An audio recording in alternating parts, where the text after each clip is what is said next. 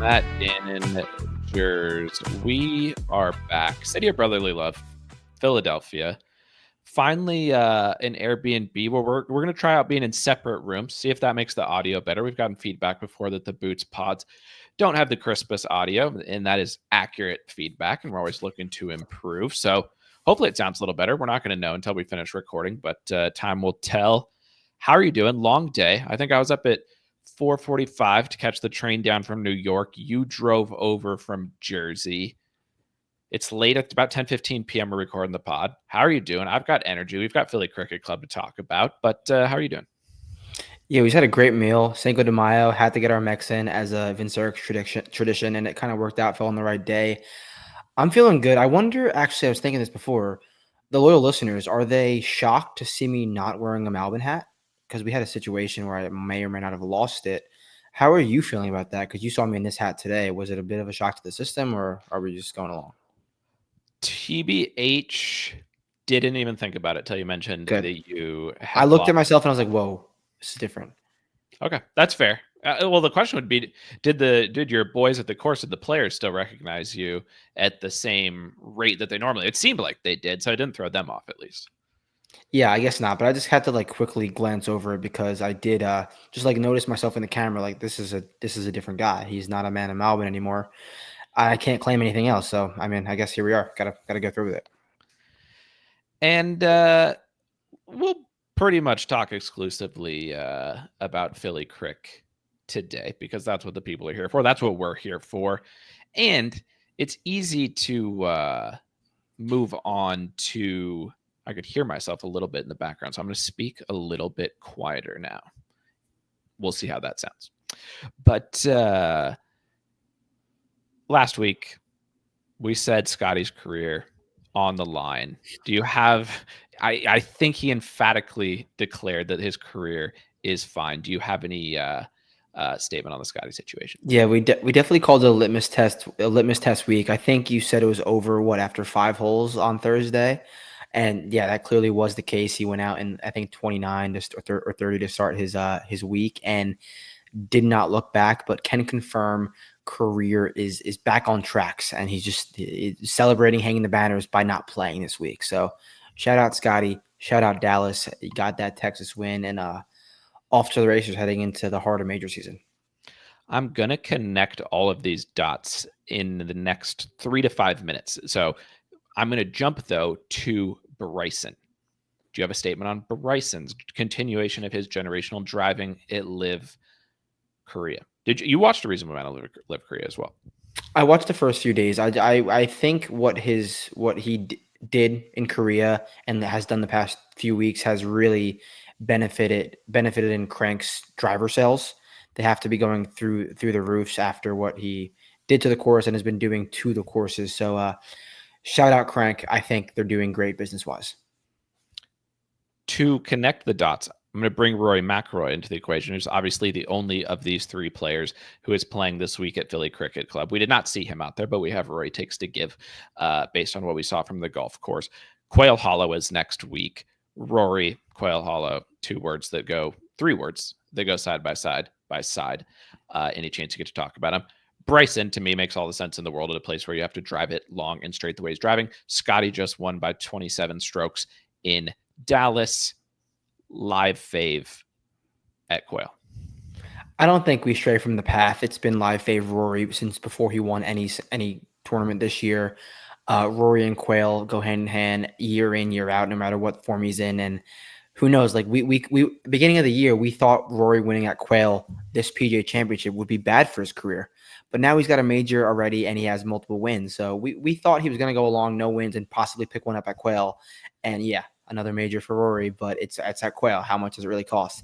I think he's still the live fave. I think he's still the rightful guy to beat at Quail Hollow. He won't be the odds-on favorite. I don't think so. At least maybe we'll see.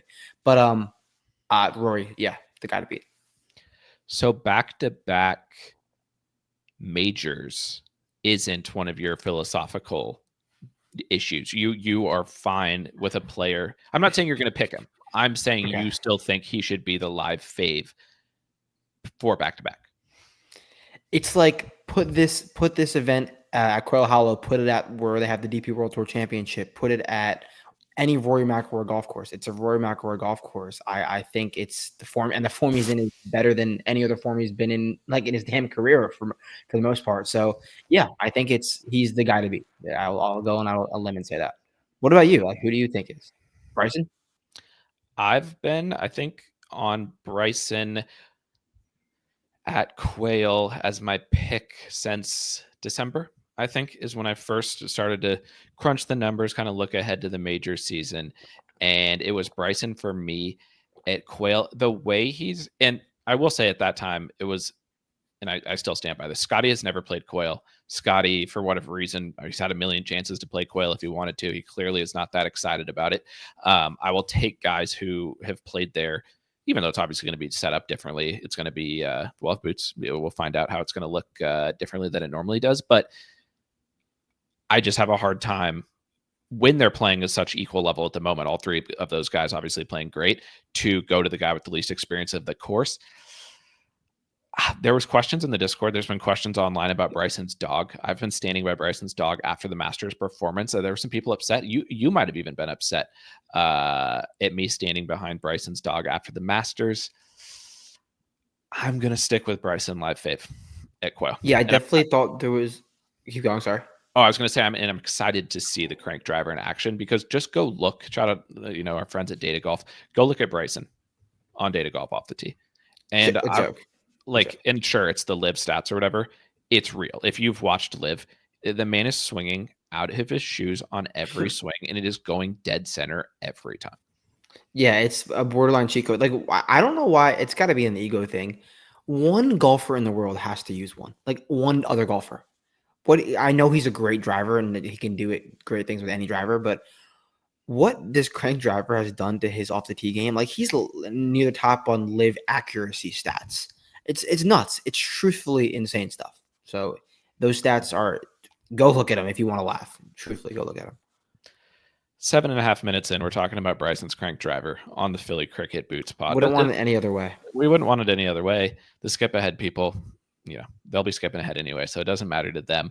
But we had to talk a little bit about Scottie. And I think the fact that it parlayed into the conversation about Bryson was perfect, because he won on live last week.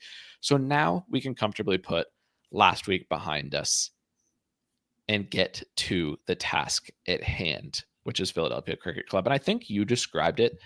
And we'll see how this audio sounds, because I'm going to be honest, I can hear myself a considerable amount of the time, but I'm hopeful that the listeners can't. Only time will tell on that jersey. I'm trying to speak at a lower tone as well. But you said Philly Cricket Club. Is it as cool as it sounds? Because it's a great name. There's no question about it, Jers. It's a tremendous name for a golf course. But is it as cool as it sounds? Yeah, I think we both came into this week going to the golf course, Philly Crick golf course no one's ever seen before. This is going to be generational. This is going to be awesome. And I mean, it's been awesome. Like, don't say that. But it's nothing that you're going to be like, wow. I mean, Augusta's one thing, going to another course, like courses like in Scotland, we've seen Pine. what other Pine, like the draw dropping stuff. Yeah. And to be fair, we largely only go, to the bigger tournaments. So we're only going to see the nicer golf courses. You've seen some of the more, standard PGA Tour tracks this year. And we've talked about this before, when we go do Boots at a new course, which is why we were super excited about this week. This is the foundation of Boots. This is what it's been historically. This is, where it's at its best in my opinion. And I don't tend to do much research whatsoever on the course, besides getting some of the history, who designed it, some of the basics, what's the yardage, that type of stuff. Obviously want to know that before we get there. What's the mix of holes, par fours, par fives. But I don't do much. I don't want to know too much about the course, because it's happened before when I go there with too much information in my mind and we see what we see. And then I'm like, do I believe my eyes or what I read? And every time I've wished that I believed my eyes. And because of that, I've put some of the research ahead of time to the side.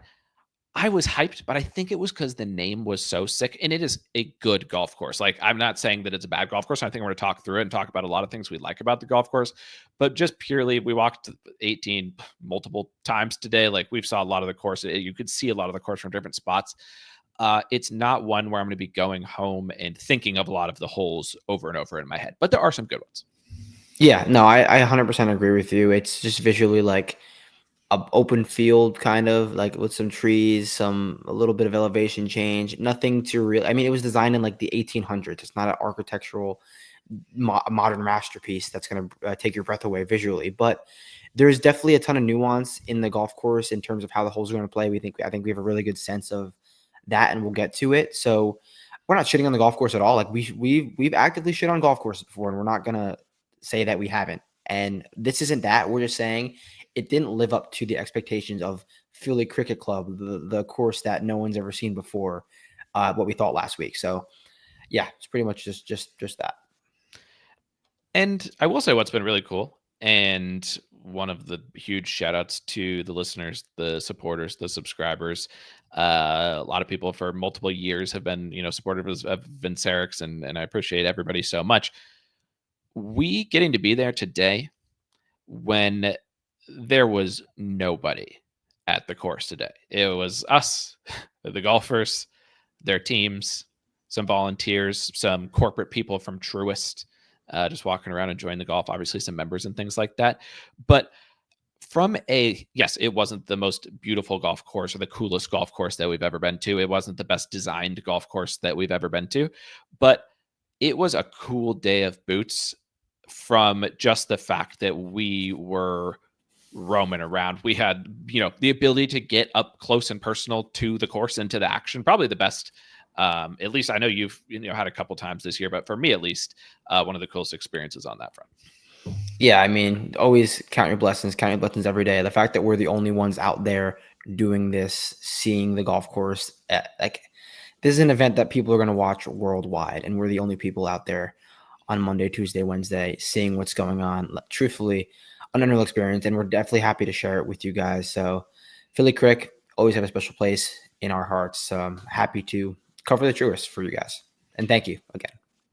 And Monday, Tuesday this week for the Boots. Yes. Don't want to throw anybody off. Wednesday, the Creator Classic, the Pro-Am. We said, you know what? That's cool. Not going to allow us to boots to the max. So Monday, Tuesday boots this week, which I think for most events, especially a Siggy, when there's a field short, we can see everyone tomorrow. Yeah. Today. And I think you get the Pro-Ams and you get the Creator Classic, and I think the practice rounds will be open on Wednesday. So just will be a busier day. So I think, today and tomorrow has given us a cool opportunity to see a lot of the golf course, and hopefully we can, share insights back with people and ultimately just add that extra context so that people this week can go in with a little bit more insight into what Philly Cricket Club has to offer. And I think part of where I struggle a little bit with this course is because there are some greens. There's what, maybe 5-ish greens, maybe somewhere in there, that are insane. Like, there's a lot going on, lots of swoops, lots of hollows, and then the rest of the greens pretty flat, not much going on at all. A lot of the holes similar enough in what they ask of you. So it's both like it just doesn't jump off the page. I think when you're walking around as much, but it also is a really hard course, I think, to truly break down like what are the keys going to be this week, because I don't think it's as black and white as some other venues maybe that we've been before. Yeah, I think we're pretty clearly in the belief that there's not like a ton, but there's maybe 1 or 2 or 3 ways to win this week or go about things. And I think we have those streamlined pretty well after walking there for one day. But you're right. Like, I feel like 5 of the greens are made in like 1858, and then the other 10 were made 50 years ago, and they just like redid some of them and not all of them. But it is really weird because some of them look very different than the others, and the swoopy, the hilly ones the well protected ones are really cool visually, and then the rest are just like, all right, if you hit this anywhere on the green, you're gonna have a pretty benign putt to read and potentially make. And I think that's what jumps out And we can go through the hole by hole. I think that's something that we usually do on these Boots pods on courses that we haven't been before. But yeah, actually, let's just do that.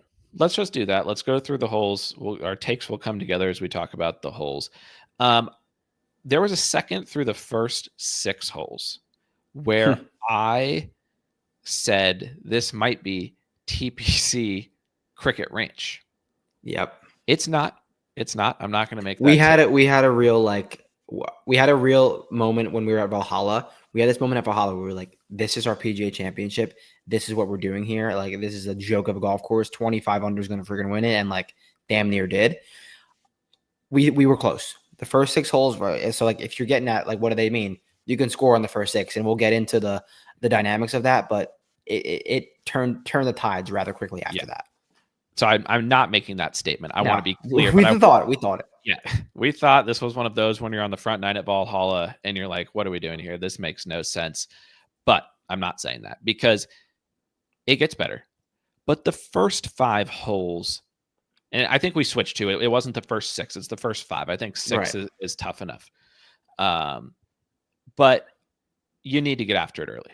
Because if you don't get after it early, I think it's going to be one of those courses where you lull together a lot of pars, not necessarily bogeys, probably not birdies, just a lot of pars, but 1, 2, pretty much the same hole. You rip a driver 3-wood off the tee, flip wedge into the green, and you should have inside 10 feet for birdie on 1 and 2 if you have any intent of doing something special this week. Yeah, 100%. Just get it down there. You can be in the rough too. There's not much. There's a few bunkers guarding, but it's still a wedge into. 1 is an elevated green, so maybe a little bit visually. 2 is very, very flat, but there's no. You should have no more than 100 yards into both of those holes. And I will say one thing that stands out here, and I think the first hole is an example of it. And I think this is interesting to talk about how distance could be a factor this week. The first hole, when we first walked it, this is something I think we started doing at Troon, where we'll just walk the 18, whether players are playing the holes or not, get a feel for where we think the yardages are going to be, get a feel for how we think the players are going to play the holes. And then when we come back around, I would say a good majority of the time, probably 16, 17 of the holes, the players play them roughly in the way that we think they're going to, but there's easily 1 or 2 holes most of the time where players play it differently. I think we had one pegged as iron off of the tee into a pitching wedge into the green, easy shot, still a birdie opportunity. Every guy stepped up there, swung out of their shoes with the driver, and we continued to see guys swinging out of their shoes with the driver for the rest of the day. This is a course that I thought was going to see a lot of like positional tactics off the tee, and I think that maybe changes as the week as we continue to watch. It might, but I was surprised by how often guys were stepping up and ripping driver from the tee, and we saw it right away when we first saw guys going through the first 8-10 guys all playing it the same way. Yeah, and I really do think if this tournament was played a month from now, that would probably be the case on more holes. But the fairways are by no means really, really narrow. They're by no means mega wide. They're probably on the wider side. And with it being rainy and wet and soft, the guys were ripping driver, making the fairways play a lot wider than normal and giving themselves more fairway opportunities. And even then, which we'll get into, like in certain spots, especially with a wedge in your hand, you're not scared of the rough from 89 yards. Like you're going to be able to hit it on the green. Yeah, that was one thing we were wondering as we started to walk through these first 5 TPC Cricket Ranch style of holes is that the rough, it is the wettest golf course I've ever been to on a Monday. Pretty wet. You've been to a lot of golf courses this year in different weather conditions. You've been more to me. I'm just saying historically going to the majors, going to the players, those are the events that I usually go to. This is the wettest golf course I've ever been to on a Monday. Yeah, it's retaining water at a very, very high rate. Like usually, I forget exactly which golf course I was at this year that it was rain in the forecast and it was wet. And I remember saying to you and to the subscribers, yeah, it's wet, but it's still bouncing. The ball is still skidding, like they're getting some rollout. We did not see any of that. Very, very little of that, I'll say, in the fairways. The balls it was just soggy and wet, and it was holding the balls when they were landing. And the reason I bring that up in this moment is because we were wondering, we saw the first hole, we're like, you could probably drive it down here pretty far and have a flip wedge. The rough isn't penal enough, and the greens are soft enough that there are there's just not a lot of penalty for kind of aggressive off the tee tactics. Now, Right. it doesn't mean that that's the way that you have to play to win. I'm just saying you can do it if you want. And I think we saw another thing I'll say is I saw guys swinging off the tee as like violently. We talked about a place like Valhalla, but Yeah. with easy driving conditions, guys weren't swinging hard at Valhalla. They were swinging easy and just sending it down the middle. This was a clear intent from a lot of players, and these players at the end of the day have a lot of information. Not all of them. Some of them we've talked about before could use more information that goes into like their strategies they use. But a lot of these guys will have had information on how to go about playing Philly Cricket Club before they got there today. And when you see a lot of them swinging out of their shoes off the tee a lot of the time, that says more than honestly anything else that our eyes could really tell us. Yeah, they were being very aggressive and just going for it because they knew that it was okay to miss in certain spots, and we'll get to the spots that are dead as we go on through these holes, and we're still stuck on like 1 and 2 right now. But there's very benign like landing areas off the tee where you can be in the rough and hit it on the green with no problem. You want to have the best chance to make birdie every single time, but you're not going to be dead. Like you said, you're going to be able to string a lot of pars together. There's little trouble. You could be. I feel like there's going to be more guys messing up around the green, just some weird nuance like bad break spots than off from tee to green, because off the tee and into the green isn't that crazy.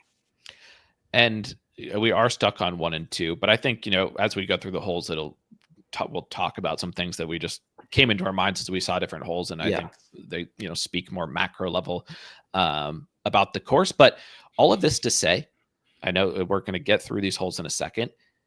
I think the tactics that we just talked about are true throughout the course. Yep. However, the course is not as easy as the first 5 holes would lead you to believe. There's some difficult golf holes that we're going to get to, and there's also a reasonable amount of elevation change on some of these tee shots, and you tend to hit a lot of your tee shots, I feel like. Some go downhill, but there's a lot where you land them into upslopes, and when it's wet like this, you're just not getting a lot of runs. So the course, I think, one of the insights, I guess, that if people have only looked at the scorecard or only thought about, this is a super old golf course, and like, you kind of work your way around. These guys showed up at least today with the intent of attacking with the driver. Now, with that being said, there's still a lot that's going to go in. I don't think ultimately the driver is going to be the story this week, because everybody is going to be relatively fine off the tee. But guys are just showing up with that aggressive mindset, I think, is the interesting thing that we discovered today. 3 is a par 3. We can just talk about the par 3s in tandem. 3, and they're right next to each other. 3, they are. Which is also, this isn't the normal routing. We're talking about the numbers as numbers that the players are going to play them this week. They switched the routing. That is a shame, Jers. I get why they did it. They probably wouldn't have been able to set up the grandstands the way that they want them, where 18 is and where the first tee box is. The best hole on the course is the 18th hole, and they're playing it. The 18th hole for the members. Yes, and not just a good hole. One of the best finishing holes. We said a lot of bad, like we're saying some negative things, I guess, about Philly Cricket Club. Their 18th hole, which should be their 18th hole, is sick. They're playing at the 11th, but because of that, the par 3 third and the par 3 14th are right next to each other. The third's about 170. The 14th is tiny. It's like the postage stamp. It's only like 125 yards. Super crazy green. Those are the short ones. Those are right next to each other. And then 16 long par 3 coming down the stretch, and 8 I thought was a drivable par 4 and is actually a par 3 because it's like 250. Joe Scovern was standing on the back of the green. You saw this, I think. I won't say that he looked befuddled, but I did notice that. He certainly was standing there like, what the fuck are you supposed to do on this hole? And that's reasonable, because 8 is uphill. So there's 2 really long par 3s, and one of them is really long, and then 2 shorter ones, which is interesting. I think the par 3 par 3s are nice. It's pretty good. Which one are you rank the par 3s based on what you saw? I mean, I love a good short par 3. Like what happened to Scottie Scheffler at the Country Club, I'll never forget. I think that was hole 11, when he was in contention and went over the back and got boned. And Honestly, I think this what was it, the 14th hole, the short par three. I think it's going to play really easy because it's soft, and something that we did note that the around the green is a far more visually intimidating than it is to actually get up and down because this the way the bunkers are, the way that they lay, and the way that the holes are going to set They up. they're so like if you Right. go right now, or if you watched videos or you've seen pictures of Philadelphia Cricket Club, some of the holes do look very cool. I'm not going to It deny that. The bunkering design is cool. Like I think they look cool. The problem for how they won't be penal. basically, yeah, do what they probably did back in 1860 when you didn't have a 60-degree sand wedge. It was pretty tough probably to whack it out of these bunkers. These guys have 60-degree sand wedges. They're great from the short side. To mess with these guys, you need like a lot of action going on in the bunker, little slopes and things like that. These are the flattest bunkers I've ever seen. The Yeah. the, the faces are kind of strong. I think the only challenging part about the bunkers will be because the sand is kind of it's an odd sand. It's kind of clumpy. I Yep. can see the guys saying like, "This isn't my, your Florida sand that you'd be used to." And I think that's where it might trip them up. But I Yeah, just you don't. might see a little bit of what Bryson did in Mexico. Some guys complaining in the sand. It's very clumpy and like it looks like it looks like a bad rake job in every single bunker. That's just how the sand is. And I think, yeah, the way you described it, um, about bringing it up here and just saying that the around the green conditions, that would be a type of thing. If I had, watched a lot of videos, looked at a lot of pictures of what this course looks like, you would go, "Oh, damn!" Like, It looks tough. yeah, if you land short sided to the bin, it looks, and I will just end up keep going all over the place. But this is just that we see so much of the course. We talk about a lot of things. There's no real way to necessarily structure it all, but hopefully, these are insights that people find useful for when we're watching the event this week. But I would have, because it looks like Oak Hill visually. Yeah, It looks like bent it, it AF. it looks like Wilmington Country Club. These Northeast bent courses that we've seen in recent years in things like the BMW Championship and in the PGA Championship, it is not those courses. You don't necessarily need to do any comparison statistically between how the courses are going to play because they're not all going to play very similar. Visually, it looks identical from just when you stand on the tees. You could tell me you're at most of those courses. Obviously, there's differences, but feels so similar. It is not penal when you miss on the short side like it would have is at a place like Oak Hill, for example, Yeah, because of how the bunkers are. and sadly, we're not And in the South anymore. Yeah, sadly, we're not in the South anymore, so there's no Publix. But if you were to go into a Stop and Shop or any other grocery a shop or a Northeast grocery store, you ask someone, name me one Northeast Bend golf course, they're going to say Philly Creek. It is, you Google Northeast Bend golf course, you get Philly Creek. It is, looks, I couldn't look more like that. So if that's one way do you want to think about the golf course, if you've never seen it, it is as Northeast Bend as it gets. here's the question. When you go into Wegmans and you ask people who are the Bend golfers, who are the Northeast Bend golfers, what kind of answers do you get? Well, the ladies in the back are just screaming Pat. They're like, it's obviously Pat, obviously. But there's a few other names like maybe Xander Schauffele's done all right on bent. Maybe Bryson, if he was in the field, has done great on bent. But it's unequivocally a Patrick Cantlay golf course. Like it's just what he's done well on his entire career, and that's not a hot take. I haven't said this to you today, but it just came into my head as you were saying that. I would declare right now on the pod that Bryson would win this week by as close to as much as Scottie won last week. That's how I feel. Like he would imagine Bryson playing this course the way he's currently driving. It would be. It would not be. They fair. would tell stories about it. Yeah, they would. It would be generational stuff. Yeah, it really would. But yeah, Pat was who I was hoping you were going to say. If you've won the BMW Championship, so Vic would be another guy. If you won at Memorial, you're that type of player. You play good at those golf courses. That might be the biggest takeaway I have actually of anything. Yeah. Forget how the course plays. Forget about anything. Like I saw Keegan Bradley. I didn't see him hit a shot. I saw him in his rain gear. I saw just the way he walked along the Northeast bent. And I'm not saying I'm going to bet Keegan this week. Anyone who listens to this pod historically knows my Keegan situation Go back and listen to it if you don't. But just the vibe. Pat was wearing his sweater, as I've seen him wear at the BMW Championship before. The weather, I think, is going to stay kind of like this the rest of the week. Northeast benters, northeast bent to the core. Yeah, just run your models, run your northeast bent guys, and just run with those guys. I don't think it will do you wrong. I noticed you've been going to the mute when I'm talking. I feel like that is a good Yeah, the audio. Yeah, just to help. Not that I've been noticing anything wrong, just to help the situation out. No, I'm saying do it. I think Good that's work. Okay. I think that's that's a hat tip to the efforts that you're putting in. But anyways, I think we started that by ranking the par threes. Actually, what we started with was we were going to go through the holes in order. Then we decided to rank the par threes. Then we ended up talking about how it's a northeast bent golf course. We're at like 4 now. If we want to keep going, I think we're at hole 4.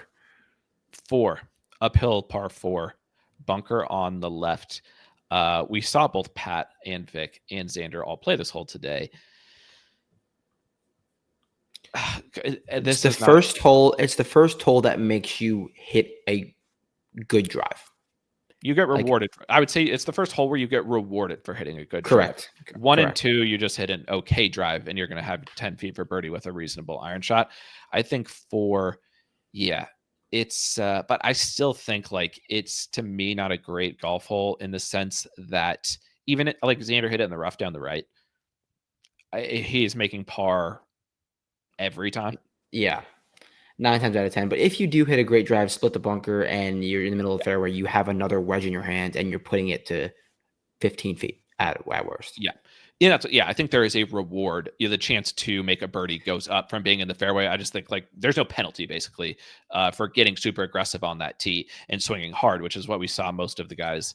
Unless you slice one mega right. This is the first hole that the right miss penalty comes into play. We've been high on or noted whether you have a right miss, left miss on X golf course, it could do you harm.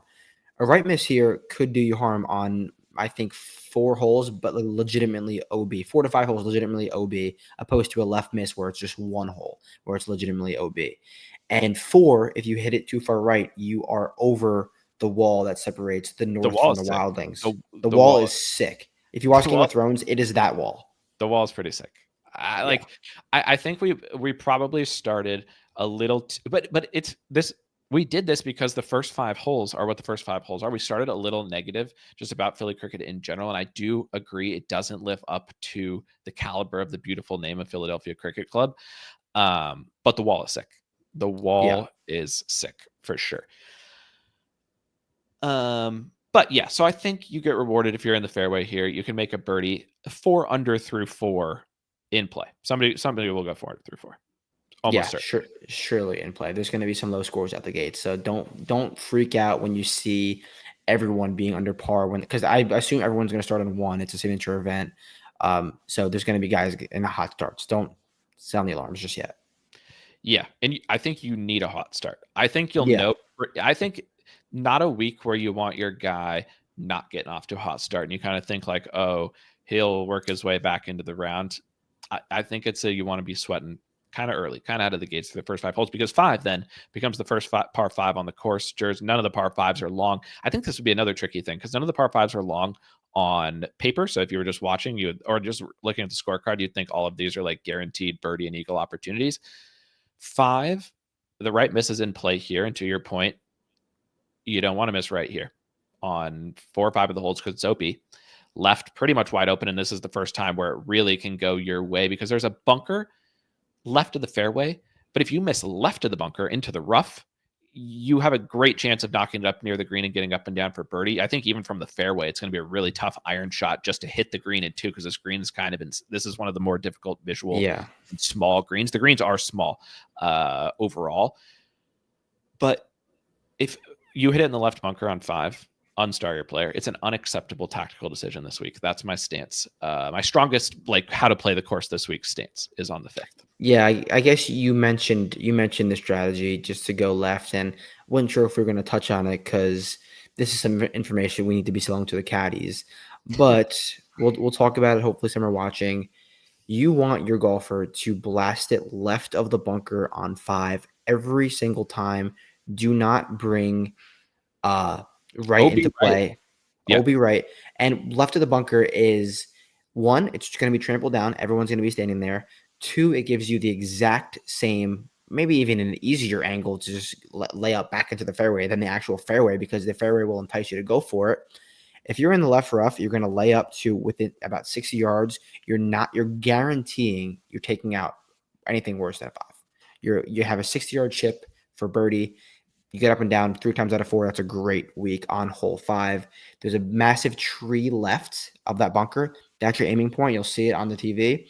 Aim at that tree. Fade it back. If you fade it back in the fairway, great. But if not, do not flirt with the right rough. Do not flirt with the right side. It's up. It's the entire right side is OB.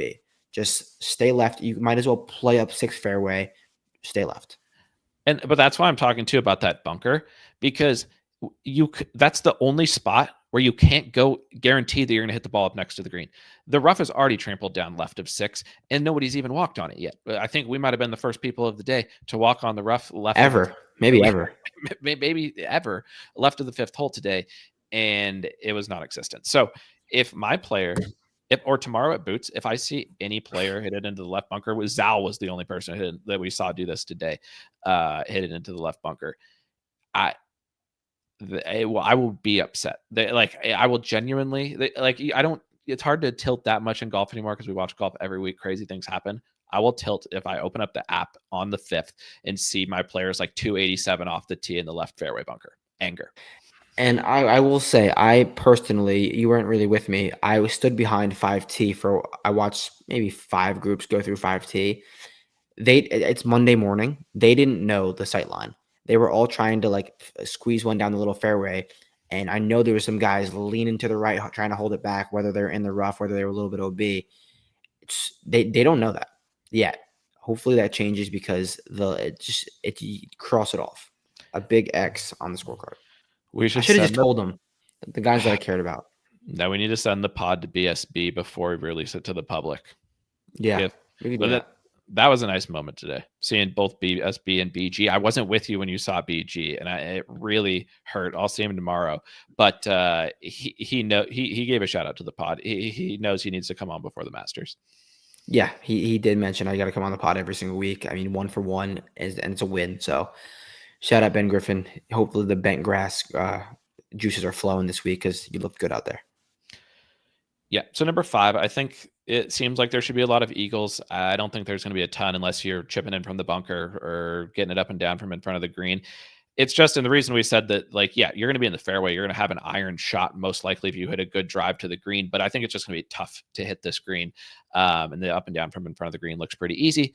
5 under through 5. Somebody is going to do it. Maybe somebody chips in and gets 6 under through 5. But from here on out, for at least the next 9-ish holes, things aren't going to be easy.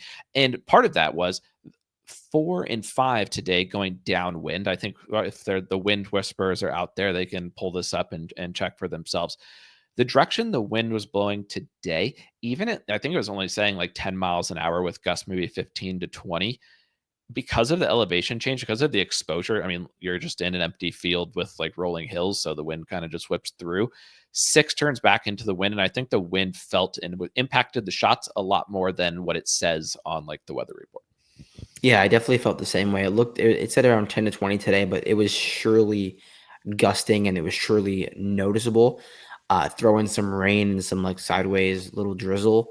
The weather's not going to be great. You're going to have to gear the elements. You're going to have to be a true man of the North and be comfortable in these situations. So I think the weather is definitely a part of the operation this week. And I also want to say, you're talking about the distance, and 5 is not going to be an eagle hole like it might look on the scorecard. This is the longest 7,000-yard course that I've ever seen. With the uphill, with the softness, it's going to be a test after hole 5. Yeah, and I think that's the thing. So it probably sounds like, they're going to shoot 59 out there based on how we've talked about the first 5 holes. You turn back into the wind, the drives get longer. You end up with a lot more 170 plus yard shots into the greens. The greens aren't getting any bigger. They remain small greens. They're not large targets, but they're soft enough that it makes them play their full size. Basically, I bet when these things get firm and they're not playing their full size, and a ball that lands in the middle of the green goes off the back, that would be sick. That's Oh not what yeah, in 1858, this was a test beyond belief. The summer of 1858, I have stories from then because this was a true golf course. but okay. Even today, I think if the greens were firm, we'd see a Yes. different golf course. But 6, you turn back in and you've got some long irons towards the green, mid irons. 7, I guess the wind switches back, and that is a downhill par 4 that you can score. But then we get to 8, and because 6 and 7, like I don't have much to add.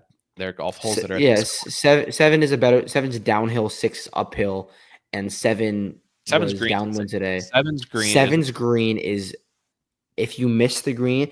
Well, I actually do have a take with 7 because 7 has bunkers guarding it. It's on the longer side, but it's downhill, downwind. If you hit there's a speed slot too. If you were able to hit it, whether that's going to roll out a ton or not, but you'll have a wedge in. If you do happen to miss the green though, on 7 it becomes a fight for bogey hole because it's the most guarded green I think I've ever seen in my life. I'm not even kidding. Imagine if 7 was firm. You might never finish. Never. Back and forth. Back and forth. But alas, it's not. And because of that, if you don't drive it down the middle, if you miss the fairway on 7, I'm also going to be tilting. And it is a mega, like the widest. It's like Kapalua. It's so wide. So wide. With a speed slot. And so if you miss the speed slot and you're either in the bunker or the rough.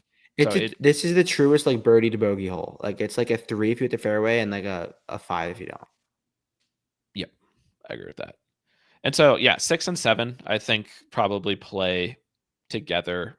So if the first 5 holes, you could, if you, again, not every player is going to do this. You're going to have to hit good shots and make, but if every player in the field is 500 through 5, you can come back and clip this. I'll have been wrong, but I'm going to go out on a limb and say not every player will go 500 through 5 this week. Somebody might. So I think somebody will. Sammy Valimaki, if he was in the field. For sure. Tommy Dietrich.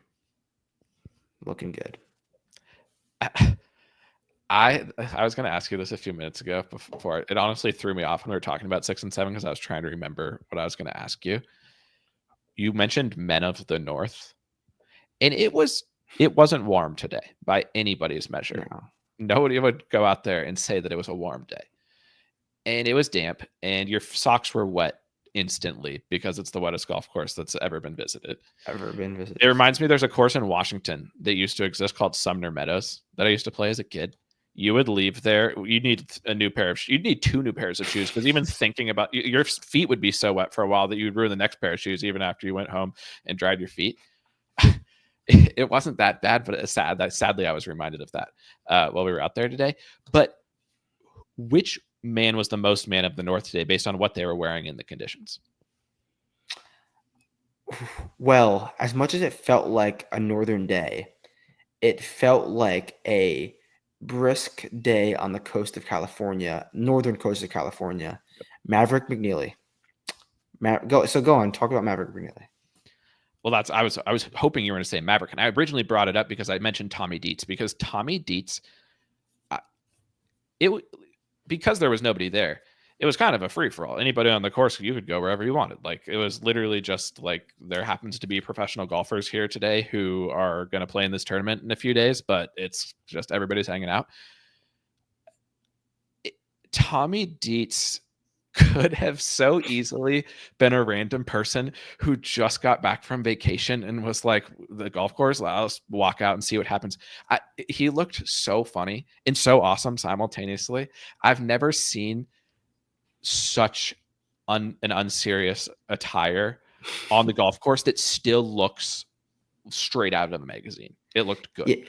And that has a massive thing to do with like his beautiful hair and wearing no hat with the little sweater and just swinging so hard. We love you, Thomas Dietrich. Like we never haven't loved you, and I'm just happy that you did what you did today. Because I think, was a more aesthetically pleasing version of Man of the North. Mavericks was classic Maverick, where he, it wasn't popping in the way that Tommy Dietz's attire was today, but he looked the least cold out of everybody. He was wearing shorts. He was wearing a polo. So was Bez. Bez was wearing shorts and a polo. Sepp was wearing shorts and a polo. So that was another. Xander. It's a nice day at Torrey Pines, a nice like early spring day at Torrey Pines.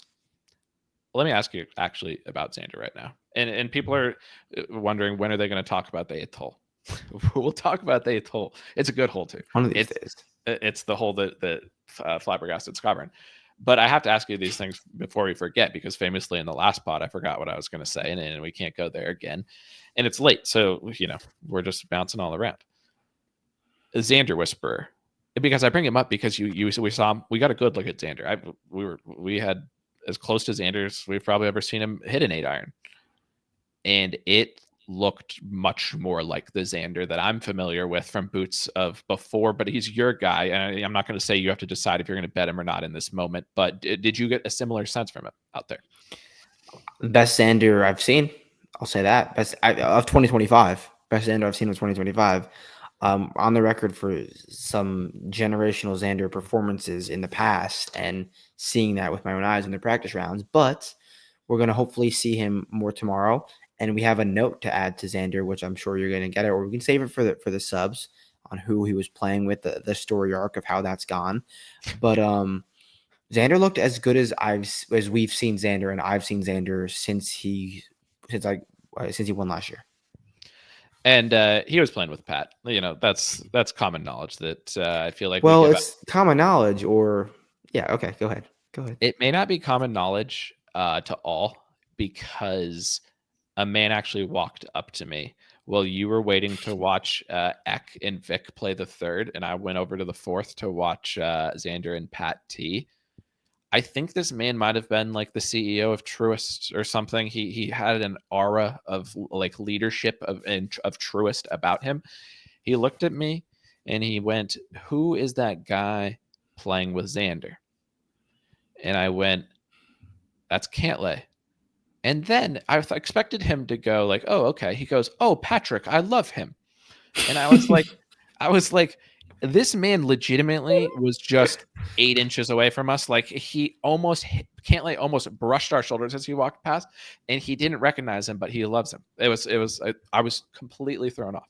So you're in the Northeast. You love Patrick Cantlay. It's not rocket science. That's why you hear the name, you're like, oh, this is my hometown hero.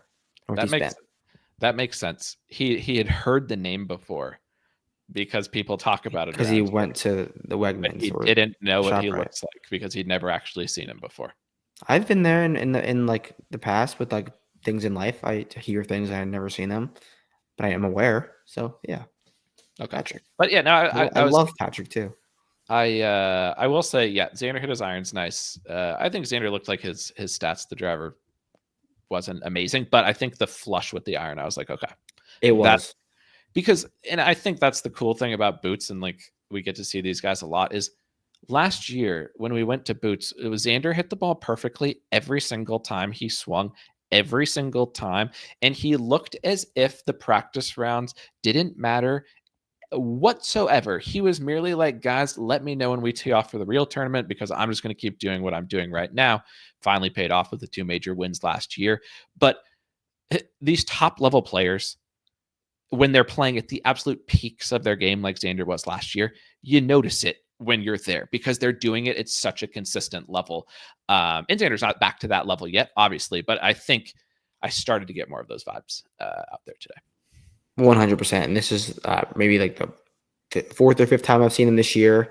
And I will say this is the most comfortable I've seen him look.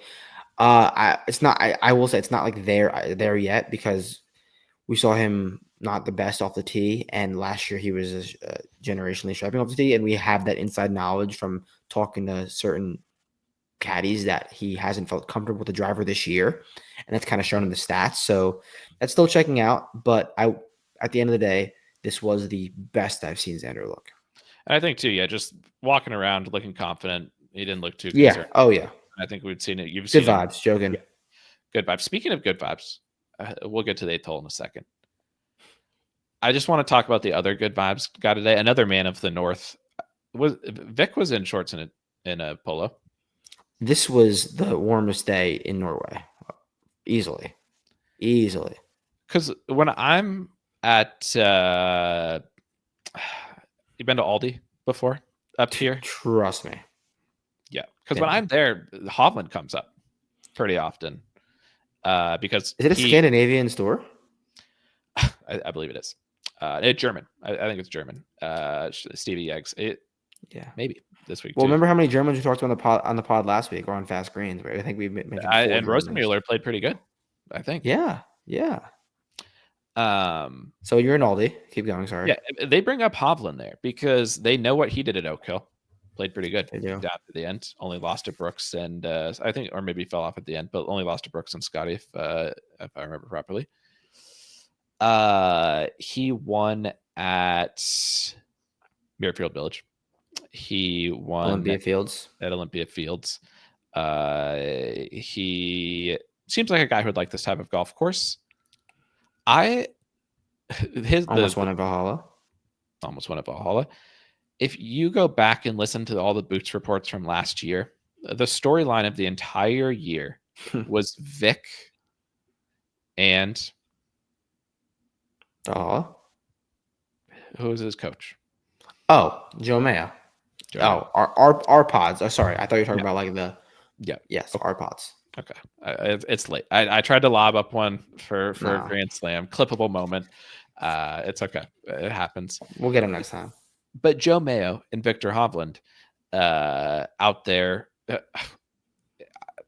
Go back and listen to it. I literally, it's hard to put into words how ridiculous the whole thing was. Like, endless chatter. Step by step, every tournament we went to, every shot on the range for 800 hours, never practicing on the course. Like, this is what he was doing.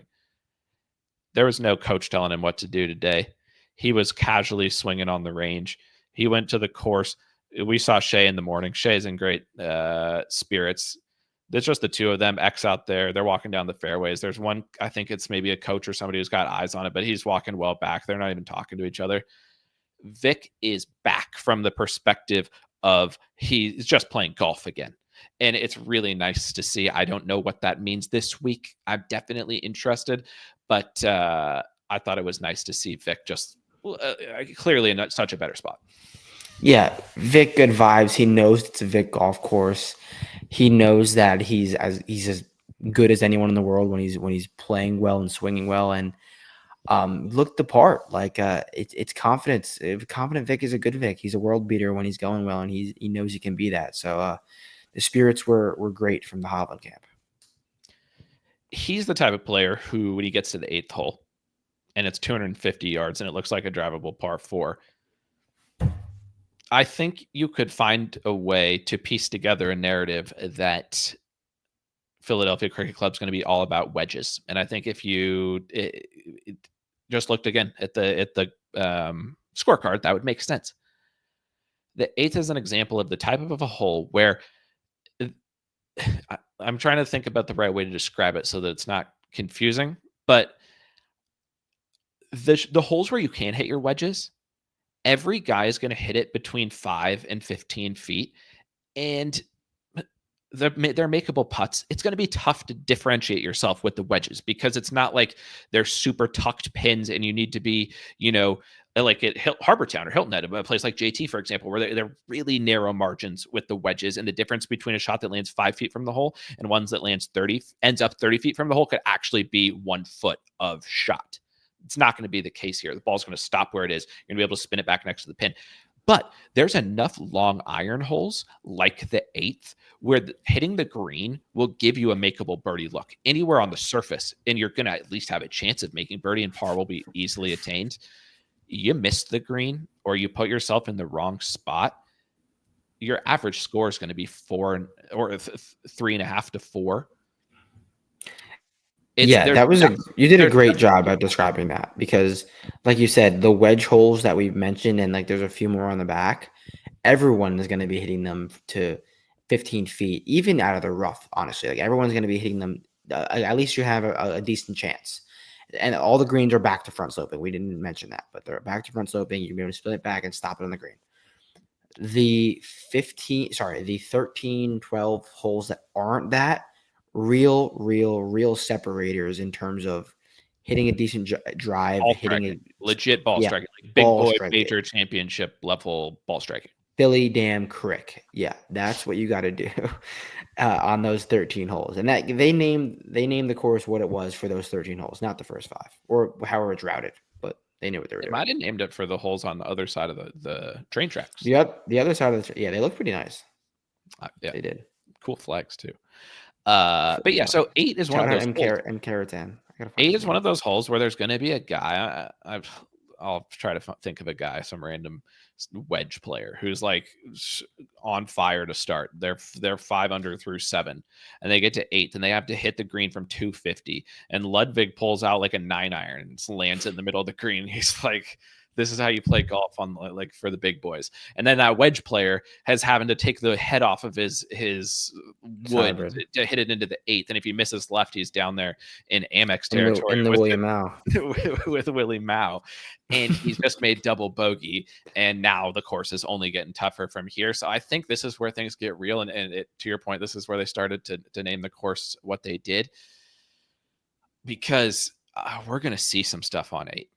You would if you can play 8 even, good job. Even would be great. Yeah, I'd take one over right now. You ask me.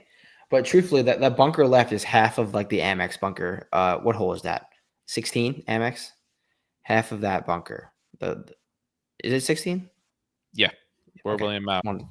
And the OG version of that was who's the South Korean driver putter guy?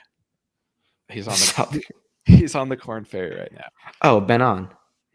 No, Ben's not. Our boy Ben's not on the Corn Ferry. Oh, but he's a South Korean driver putter guy. He's BK's favorite golfer. He only plays good at Shriners. Wait, the guy that won Harbortown?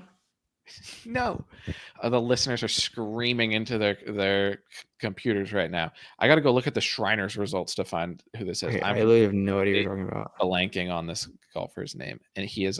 We love this guy. We can't even remember his name. Hold on a second. This is important stuff. This is a South Korean driver putter. This is SH Kim. Oh, you should have just said the safety hazard. The OG safety hazard. SH Kim ejected in the bunker left at Amex back in the day before Willie Mao, and it was gonna be a beautiful pod moment when I just said it right off the snap of my fingers. But when you wake up at 4:45 to ride the Amtrak down and it's 11:15, things aren't quite as sharp right there. But before we get to the 9th hole, South Korean driver putter. I mentioned Lud. We mentioned Scobber, and the 8th hole just reminds us of Lud. You had the best take, I think, of the day. About halfway into the day. Do you remember what it was? No, you didn't give me that credit earlier, but thank you. Let's hear it. I think I maybe didn't say that. I didn't know it was the take of the day at the moment. The day was only halfway over, so there's no way I could have said that so definitively. But I definitely remember saying to you that it was a good take. But that's true. I probably didn't call it the take of the day at the moment, but I will right now. And this can be clipped. Oh, hole 9? Take of the day. This course is Torrey Pines, but instead of having the ocean all around it, you have endless trees and hills. That was a good take because the greens are slopey like Torrey. The drives are kind of similar to Torrey, where they're not that exciting, but they're kind of tough. You want to launch it down there if you can, down the middle. I'd say like for all of the people who don't like Torrey because it's like not fun enough or like cool enough or you like use the land enough, this is way worse land to build a golf course on than Torrey Pines, but you end up to me with a similar looking style of test of golf. Maybe mix in some of the north holes and do like a composite north-south course. I liked that take. That was a good take. Yeah, I agree with you. And that's why Maverick was wearing short sleeves and shorts. And I immediately saw him hit 2 shots, and I went, I really like Maverick this week. And also Xander was wearing short sleeves and short too. Torrey. Bex played good at Torrey. Ron would win by 12 here. Behind Bryson. High fade. No left miss. 9. 9's... 9 I also had to take on too. I said this is the most northeast bent hole of all time. It is. Remember I said that? It's in the number 2 most northeast bent hole of all time is the 4th at Oak Hill. Yeah, everyone knows that. Par 5. Yeah.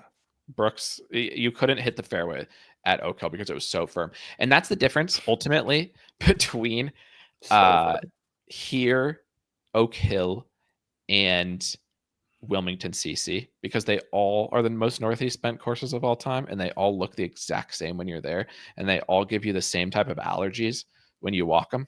They're the exact same, just in different places. You can take the train to all of them. You can't take the train to Oak Hill. I take that back. But 9 is the most of northeast of all of them. yeah, it's downhill, it's uphill the whole time. Some bunkers left, like a few bunkers left, a little short bunker on the right, and then the elevated green. It just, you Google it, you see that. And Just all of a look it up. sudden, and all of a sudden, the rough gets super deep. Yeah, it gets deeper quick. It's like they forgot to grow the rough on the first 6th hole, or the first 6 to 7 holes, and then they got to 9 and they were like, but that's probably because it's not the normal holes. They're in different order, Yeah, and they everything is probably realized what they did, and they're like, "We have to reroute this. We have to reroute this because this is a mess." So, but once you get to this 8-9, you're in for it. So because 9, 10. you need a good drive. Okay, so what does the winner? And this is only Monday, and we're going to see the course again tomorrow, and obviously it'll be up on the site. And if you've made it this far, an hour in, we should give a shout out to the site. Jers, $9.99 for the weekly, $34.99 for the monthly. Tomorrow, a whole new day. Things change. We'll see so many more players tomorrow. Yeah, you'll The get models, far more detail too on the site yeah, than just the, 11 p.m. talking. yeah, we're just shooting the shit. Basically, we're gonna get serious tomorrow up on the site. $34.99 for the monthly, $9.99 for the weekly. There will be boots again next week in Charlotte. Not gonna. It's still gonna be a great boots because we get the live players there. I'm going specifically only. I'm gonna watch. I'm going to boots, but I'm only booting 2 players. And this But is your Boots Quail preview, by the way. So if you want it, get on the site. This is it right now. Go ahead. I'm going to boots, and I'm legitimately only going to watch Jocko and Bryson play, and I'm only watching them drive. And that's your Boots preview. Good I, luck for the week. Jers will watch the rest of the players. Jers will let everybody know how the course is playing. I'll report back on Jocko and Bryson. One of them may have your Wanamaker. And buy the shirts on the site. And buy Queen the City. shirts. Buy the shirts. There's people, and we appreciate everybody listening to the pod. The fact that we're able to go do this today, and I said at the beginning, I should say it every 5 minutes of the pod, we literally couldn't be here without you. And we will go as far, Jers, as the listeners and the subscribers as far as they take us. At the end of the day, we'll keep giving the best information that we can, and if people support it, we really appreciate it. But we hear people who say, I don't bet on golf, or I don't, play DFS, and I like the pods, and it's not, I'm not going to sign up for the site because don't want that extra level of information, but I really like listening. Everybody wears a shirt, Jers. Every single person I saw today was wearing a shirt. And so those are up on the site. I'm wearing it right now. It's your baby. You're the shirt guy. But I'm becoming more on board with the shirts as ultimately they succeed and people really like the shirts. Give a shout out to what you've been up to in the merch side of the game. Yeah, I mean, in quotation marks, it's a good shirt. Andrew Novak. What else do I have to say? And it's not just my baby. Shout out producer Kohler.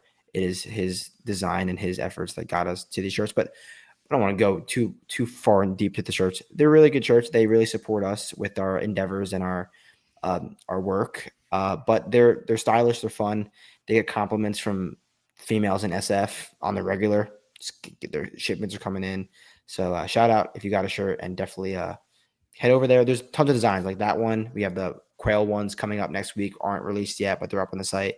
Masters one if you want to get into that, and then polos, hats, and then always ton of dog, more stuff coming in the near future. My girlfriend's friend, also my friend, but not someone who would just buy a shirt from Vincerix for any reason whatsoever, unless it was a good shirt. Stunning news. She heard what Novak said. She knows who won the Zurich Classic. and she's not going to let that get by her. So yeah, we appreciate everybody. We'd really appreciate support, whether it's over on the site, whether it's just a like or subscribe. There's the podcast. I do believe I might say this, and it's not going to work again. I think it's back on Spotify. So for all those people out there who put up with having to go away from Spotify, we think it's back. We'll see if it goes back up this week. But shout out to some people in the Discord who at least alerted us to something that led to then figuring it out. So shout out to that. LPGA will be back this week. They're playing a Northeast Bend course up at Liberty National this week on the LPGA. Oh, what, Liberty Nash? It's serious in the Northeast this week. Wow. And from a golfing perspective. Wow. Wish I could make it there. And then obviously there's the alternative event, Myrtle Beach, this week. You're also gotta find a way to sprinkle in some Bermuda. We need it every week. Even on the most bent week in the history of golf, the PGA Tour was like, guys, let's just still have a Bermuda event. Just like, is everybody okay? Like, I know some people are starting to feel uncomfortable. We need a Bermuda event. That's great.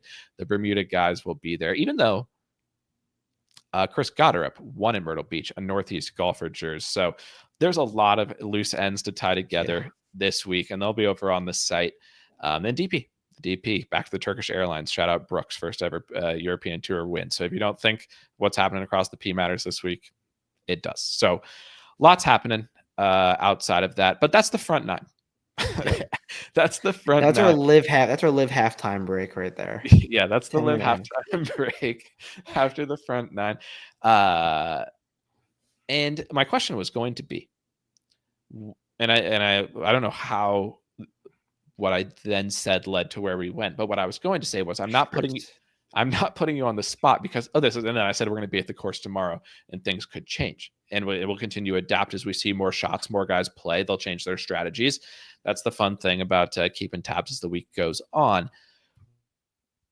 But what does the winner shoot on the front nine this week? Over 4 days. What? Okay. Over 4 days. 10 like under. when we. Okay. I will go. That's a good number. I think 3 under 4. I will go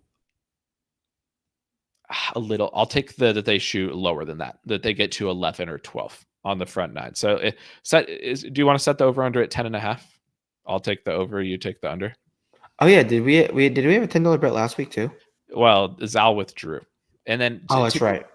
To be fair, based on what we saw from Zal today, I think you should have to pay the $10.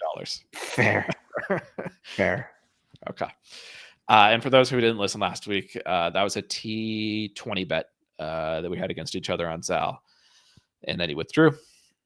But yeah, I think that's fair. I think the front nine will be more than 50% of the winning players scoring on the week. Like when they total up how many under they are, more of it will come from the front because 10 is a serious golf hole.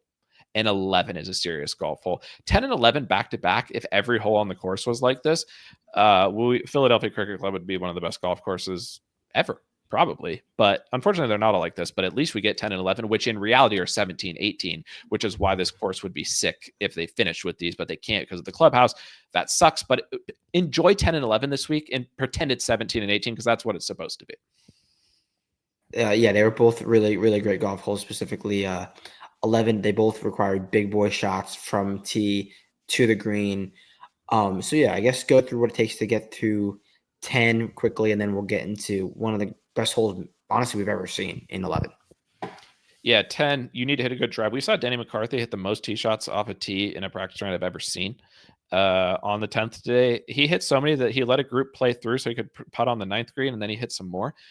But it makes sense because if you miss the fairway on 10, even if you hit the fairway on 10, it's a really hard hole. Only generational flushers like Lucas Glover could step up there and wow us and Bez, honestly. But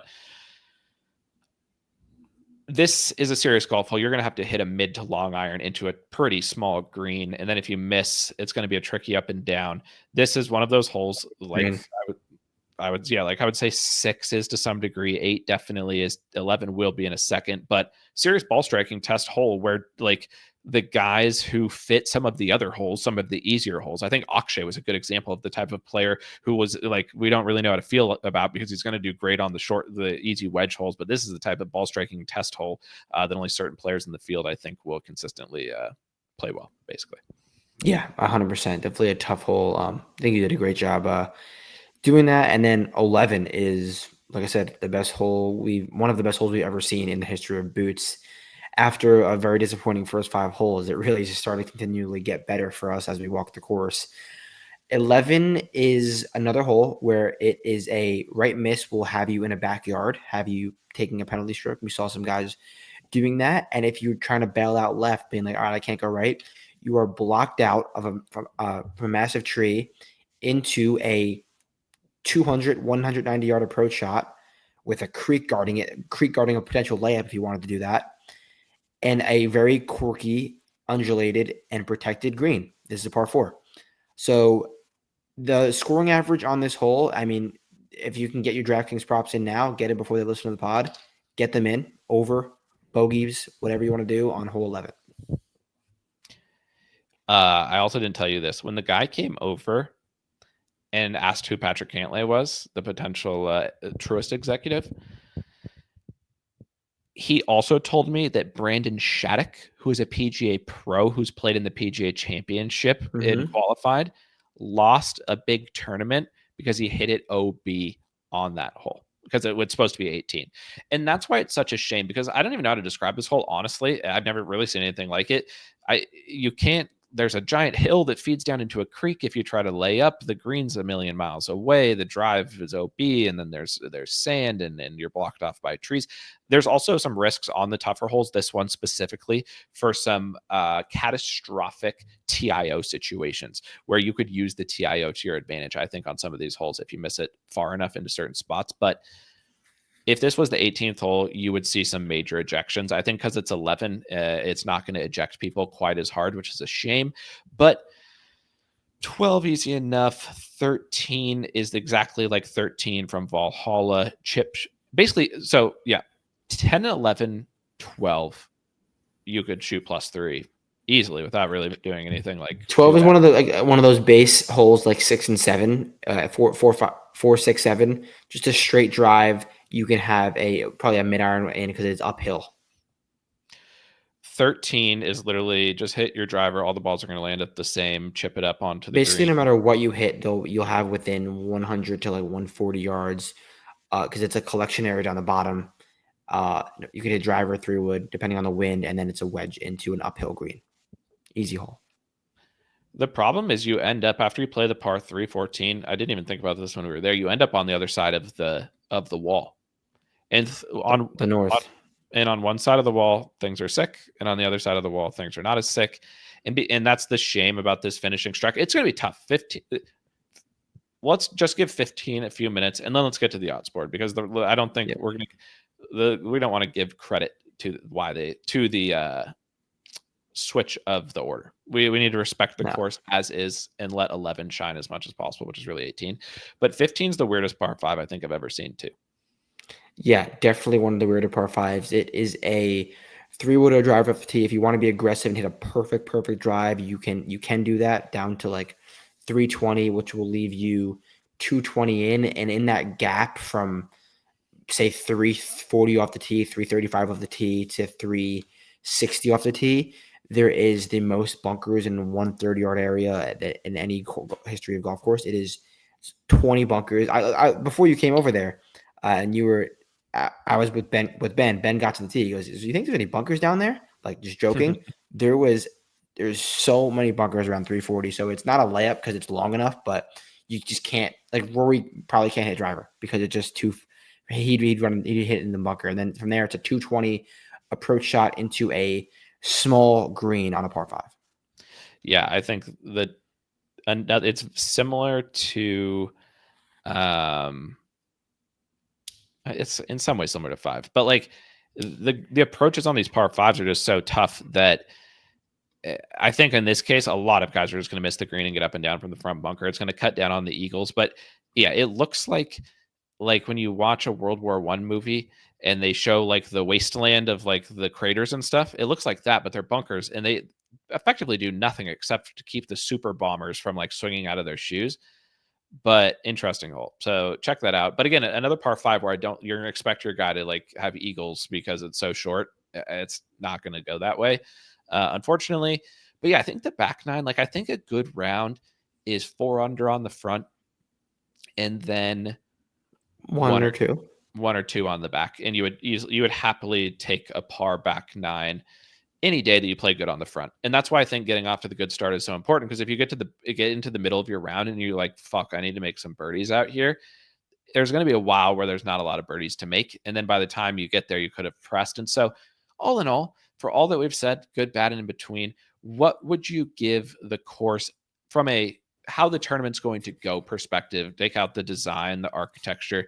Do you, on a scale of 1 to 10, what kind of level of entertainment do you think we're going to get from this What course? about, are we going to do 17 and 18? No, we said we're not going to cover 17 and 18 because they switched the routing of the course and it's disrespectful to 11. Right. Okay. Fair. What would I give the course as a rating? I would give it a 7. Because I really do think that maybe even higher, honestly, because this course is not meant to be played in the wet conditions. It would be such a great test, or even better test, if it was a month from today in the heat of June. But it is what it is. We're getting what we're getting, and we're gonna see some scores. We're gonna see some ejects, and we're gonna see. I really do think that we're gonna see a wide range of variety at this place, which is the testament of a good golf course. Like, this course is designed in the 1800s, held in the test of time, holding a PGA Tour event in 2025. Like, I'm not going to ask for much more. It's clearly hyped up for a reason, and though it didn't please us the most visually, we were a little bit disappointed when we got there, just because like it was a bland, gloomy day. It's a cool course. It's a really, really cool course, and there's going to be some cool moments. Yeah, and like there's some cottages and stuff that are intertwined Yeah. through the course. It has a country feel. I think the British players definitely you could tell that Tommy Ladd felt at home. Bob Mack out there definitely felt comfortable in these type of conditions. But all of this to say, I think there's more long irons. I think there's more serious ball striking than you would think when you just think about this course inherently. But what profile ultimately, and again, things will change and it'll be up on the side. I think there's a good debate that we're having, and we put it up on the side today, and we'll put more there tomorrow about how we're thinking of the importance of approach versus putting based on how this course sets up, because I think there's interesting angles either way. Going to the odds board, what type of player are you looking for? And simultaneously, do you think this is a week where you're going to be biasing towards the top of the board, or will you be looking more down the board than you would maybe at another signature event? Looking for we throw the turnout positional bomber all the time, positional bomber plus. Not that this week. A stern driver, a good driver of the golf ball. I don't need you to be hitting it 360 on a string. Just a good driver who can gain a few strokes off the tee, with the real strength coming with their mid to long irons and just their approach game as a whole, because you're going to have some wedge shots too. So I'm looking for a great driver, like a true golf course where you can really separate with the ball striking. And we had the debate where you can gain 8 on approach and also gain 8 putting here. And I think that's definitely true. But I mean, that's hard to predict. I'm going to go with the ball striking always.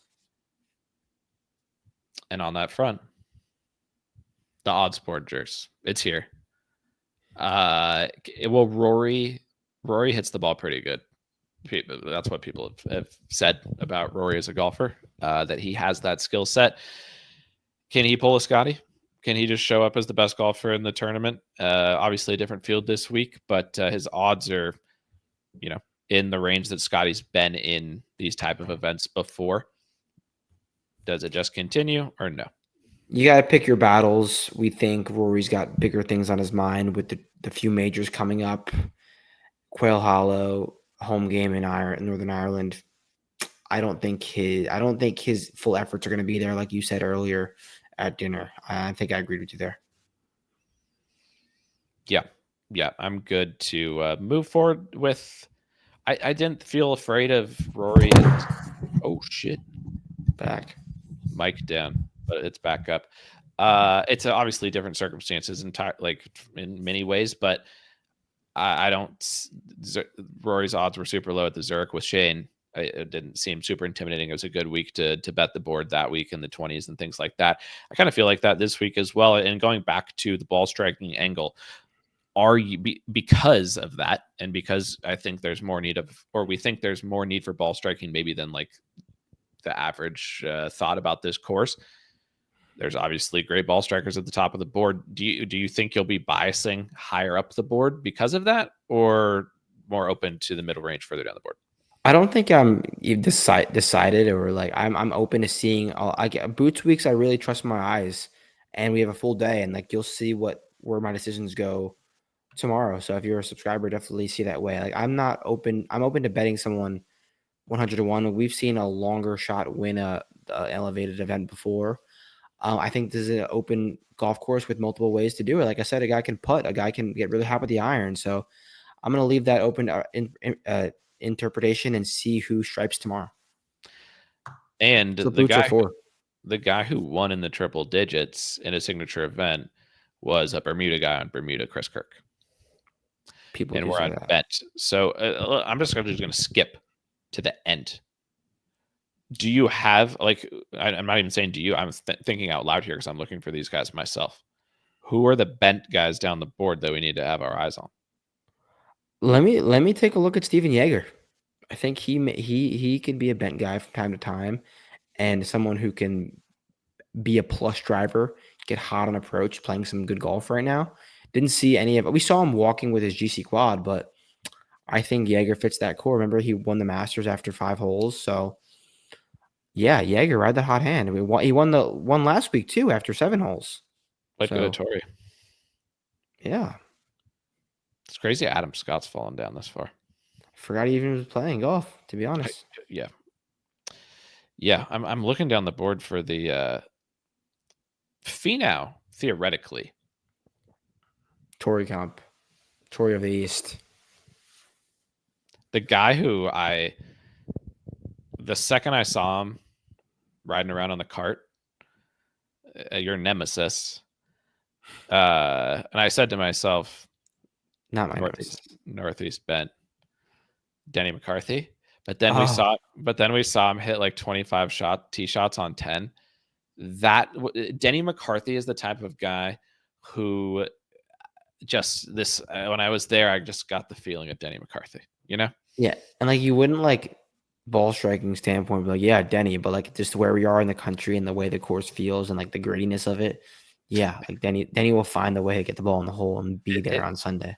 There's a grittiness in there. It's Philadelphia. I think that's the case. But we did see the Rocky statue. A ton of grit. I've writ large. I think I like Philly based on what we've seen. I don't think I'm, planning on really walking around down through the streets, but driving around outside of the city, the river, I think I'm in on Philly. Early impressions, early lean. Leans. Okay. I lean in my early leans on Philly, but I ultimately won't get that much time because tomorrow we're going to Boots, head back. We got fast greens tomorrow. Obviously, we'll have more there. But of the Colin JT, of the guys we didn't see these guys, and they'll be up on the site. Who are you most interested in getting eyes on tomorrow from the top of the board, Colin or Ludd? I saw Ludd right before they like called everyone in or stopped playing because it started to rain before I came in. Ludd was also wearing short sleeves and shorts because this is a cold, warm day in Sweden. I had the Ludd feel when I walked in. You pushed back on me a little bit, which I totally get because the long irons aren't necessarily great at the moment. But I have the feeling that Ludwig will just hit every single fairway while being long and just give himself such an advantage. I will approach Ludd with an open mind tomorrow. That's the pledge. I've done well with Ludd in my past, so I don't have a sense for him right now. I'm thinking I can get there. Yeah, I'm intrigued, and this is the question I asked you: has any caddy ever won back-to-back events for different players? No, well, yeah, you did mention that. I don't know. We have to fact check that. So, I'm more interested to see Colin's demeanor than actually see him swing. I am, yeah. That's as I was saying that I was starting to think like I'm excited to see Colin tomorrow. Middle of the board, the Tommies, the Corey Connors, the Russ Henleys. Do those types of guys have the Daniel Bergers, the Sepp Strakas, the Aaron Rise? Are we looking to play those Aaron hits? Wise is playing this week. Keep going. Should you bet both Aarons? Aaron Wise and Aaron Rye, top 10 parlay. Worst bets have been made. But those type of guys, those guys who are sitting here in the 30 to 50 range, in the middle of the board, kind of knock it around, positional type of guys, or are you just going to just strike through those guys and look elsewhere? No, there's going to be maybe two of those guys that you named in the top 10, in the top 7, 5 this week. Because like you said, you don't have to be a plus massive driver of the golf ball. You have to be in the fairway and gain strokes off the tee, like you said, one way or another, gain strokes off the tee.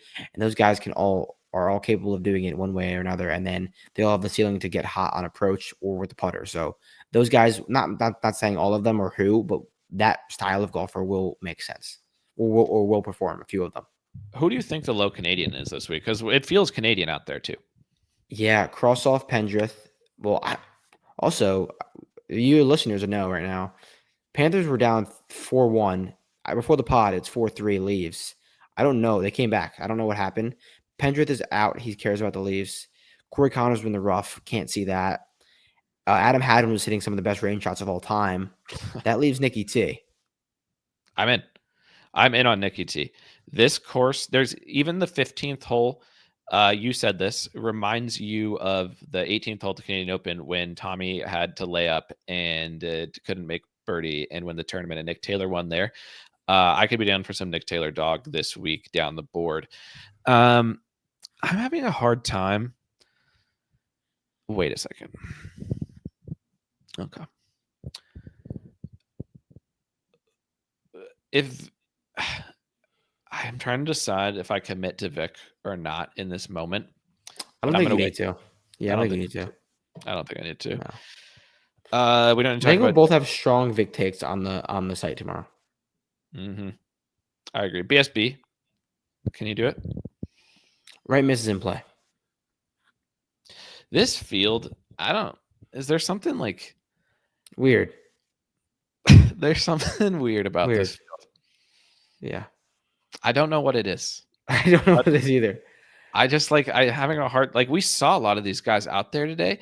And even when we saw them, I just thought that's weird.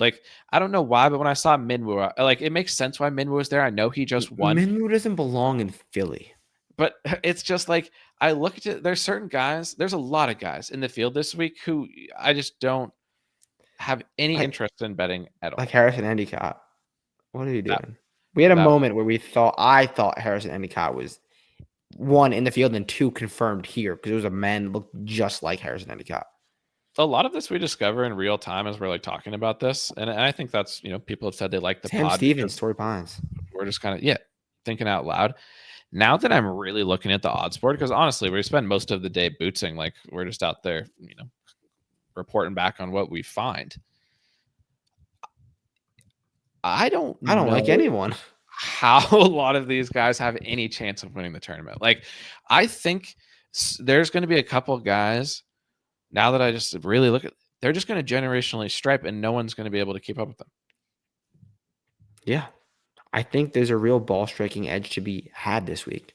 And someone from the top 10 of the odds boards should be able to do that. But yeah. The rest will be up on the site. I think we don't have strong takes right now on anything besides we've given an hour and a half of strong takes. That's the course. It's the only course report you got in the entire world. So there it is. There it is. If 90 minutes on the Truist on Philadelphia Cricket Club wasn't enough, there's plenty more up on the site. All the players will be up on the site tomorrow. All the players. Yep. I just saw, fingers crossed, knock on wood. I do not want to curse this. The weather emoji switched from light rain to just partly cloudy tomorrow. In real time. Let's go. 73 degrees. I think it should dry up a little bit. The problem is there's more rain in the forecast. That's why I think seeing the course in this wet conditions is worthwhile. But rain's going to be coming in. We'll have fast greens. The plan is we're going to go to the course tomorrow. We're going to rip a full day of boots.